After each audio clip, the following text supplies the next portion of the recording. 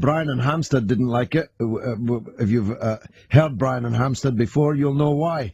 But let's hear him again. Go ahead, Brian.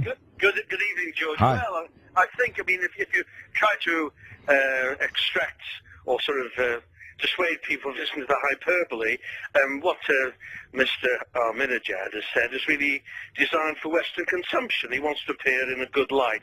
But the truth of the matter is, he hangs Christians for apostasy. No, well, that's not true, you see. And I'm not going to allow you with away with falsehoods. The Christian church functions absolutely properly in the Islamic Republic of Iran, as does, and I hope you'll be honest enough to acknowledge that, the Jewish religion. The Jews in Iran are the largest and the longest established Jewish religious communities anywhere in the area. I hope you'll acknowledge that. Well, I acknowledge that there's been great friendship between the Jewish people and the Iranian, Persian people for 2,000 years, since the great King Cyrus. There's no issue between the Jewish people and the Iranian people. There's been deep friendship. But however, Mr. Ahmadinejad is a Holocaust denier, and he's wishing the same thing on Israel. No, he's not. I'm not allowing you away with that either. He, in no sense, wishes a Holocaust on the people in Israel. He wants an end to the political regime of Zionism. So do I. And I'm certainly not a Holocaust denier. And those who wished for an end to the Soviet system in the former USSR did not wish a Holocaust upon the people of the countries of the USSR. They did not wish the obliteration of those lands, those people, from the earth. They wished to see the end of the political system there. And those who wished to see an end to Nazi Germany did not wish to see an end to the German people or Germany as a land. They wished for a political change. And that's all Ahmadinejad wants in Israel, Brian. No, I disagree with you. He's wished, and not only wished, he's made clear his intention to wipe Israel off the face of the earth. But that's not true, Brian. And neither, even if it were true, would it be possible? Because Iran does not have the means to wipe Israel off the map. But Israel has the means to wipe Iran off the map. And Israel has already wiped a country off the map. And that country's called Palestine, Brian. That's not true either, George, you see. Well, where is it on the map, Brian? Well, as far as that's the Palestinians, they've wiped Israel off the map, because when you see the maps of the Middle East, Israel doesn't exist. No. Israel exists. It's a member of the United Nations. It's even an associate member of sorts of the European Union. It plays in the Eurovision Song Contest and in the European Football Championships, and it has hundreds of nuclear weapons and is a military superpower to ensure that it continues to exist. But Palestine does not exist, Brian. Palestine does exist. Well, show me a map where it exists. Well, you know, as a great historian, George, and an exponent of the Palestinian cause, the area of Palestine includes the area of Israel, what is the West Bank, Jordan, parts of Syria. But there's a country called Jordan in the world on the map in the United Nations, but there isn't a country called Palestine, as you know.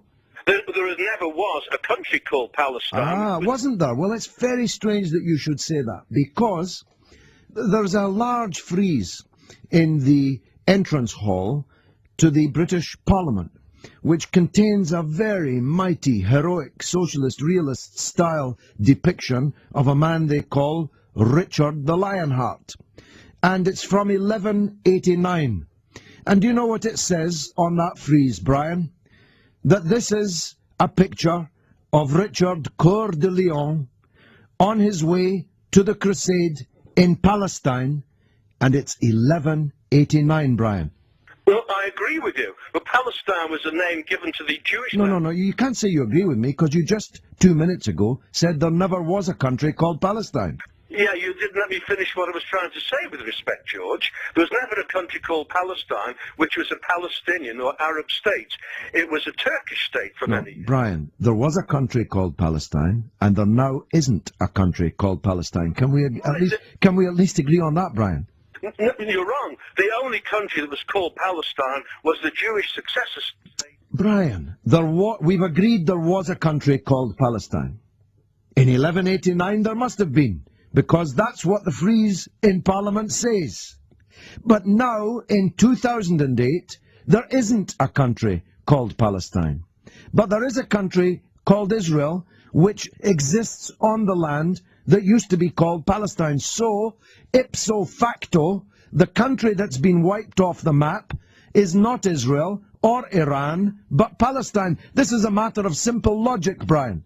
Not at all logic, George. It was a question of the Versailles Treaty in 1919. The Middle East was carved up amongst the host nations. The Jews who were living in Palestine and had done since the Roman occupation were accorded their place under the sun. The Arabs were given a number of 8 or 9 states. The Kurds were not given anything, and they had a grievance. But the Palestinians had all of Jordan, and they had the West Bank. Israel had a little bit of... What, in the Treaty of Versailles? Brian, you've got your history a little awry here. 1919. No, you've got your history just a little bit awry there, Brian. It was 1919. No, I think you're about 30 years out of date. And the fact that you are shows how your distorted prism through which you view your history has completely distorted your perspective. Now, Andy in Somerset didn't fancy Ahmadinejad much. That's why he's up next. Go ahead, Andy. Well, I don't know about fancying Ahmadinejad, but hello, George.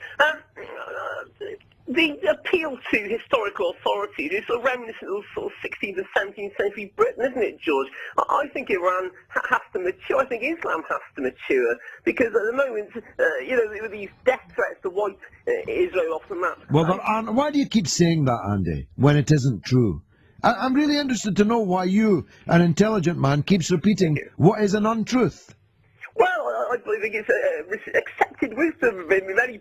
It's not at all accepted wisdom.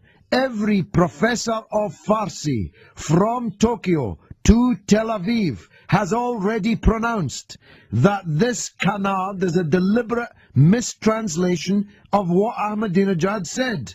Well, I think you're ducking the issue a bit then. I'm not ducking the issue. Why don't you do your research before repeating what is an untruth? Now, you're a man that knows about propaganda. You've seen through the propaganda of our own leaders on many, many other things, including the weapons of mass destruction. Why have you fallen so hook, line and sinker for this one, Andy? I think President Ahmadinejad has come up with some very bellicose remarks in the past, and he's appealing to the rule of international law. Well, quite right. President Ahmadinejad should obey international law himself. Well, where has he broken international law? Well, by his flagrant flouting, if I wasn't saying to flagrant, by his flouting of international law, by his threats to Israel. And, He's not flouting, flagrantly or otherwise, any international law. On the other hand, Israel has broken more international law than every country in the world put together. That is not a contention, Andy. That is a fact. But George, by President Ahmadinejad threatening to wipe Israel off the map... Well, he did, but your premise is false. Do you understand logic, Andy? The premise on which you've built this argument is false. He never made any such threat. On the other hand, never mind threats, empty or otherwise, Israel has broken more international law than all the countries of the entire world put together. If you don't believe me, consult the website of the United Nations Security Council and see if I'm right.